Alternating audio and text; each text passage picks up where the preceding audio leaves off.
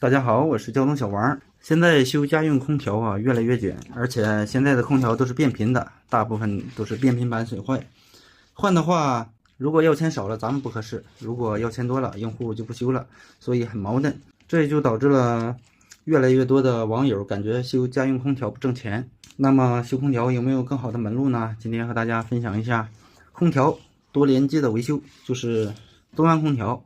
现在很多酒店、饭店，包括家里啊，都用多联机，因为多联机安装完以后，经过装修比较美观，外观几乎看不出来，而且制冷制热效果都不错。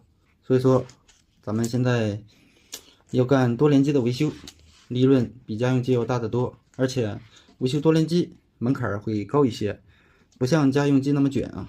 今天就和大家分享一下维修多联机的资料，因为多联机的维修和家用机的维修还是有一定的区别的，特别是一些故障代码和一些调试点检啊，都需要数据的支持啊。这些是我刚刚网购的维修多联机的资料，一共有5本。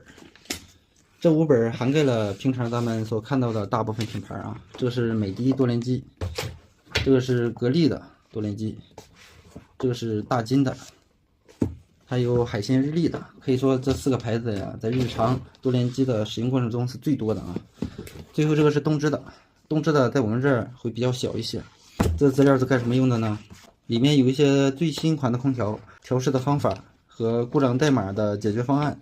首先看一下目录啊，有这么多：时运行啊、波码、应急运转、故障处理啊、常见故障，还有模块检测，还有点检。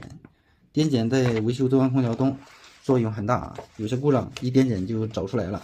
这里边会告诉你一些故障的解决方法。最重要的是啊，它这个是有图片的，图片特别清晰，告诉你直接按哪个按键或者是怎么拨码啊，都写得很清楚，而且还有解决方案，都写得很清楚啊，一看就明白。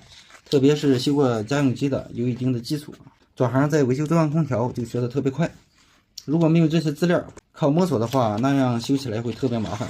除非说有师傅带，还不一定能把你完全教会啊。但是有这些资料可以自学就能学会。大家都知道维修多联机利润很大的，可以说修一台最少顶10台家用机的利润。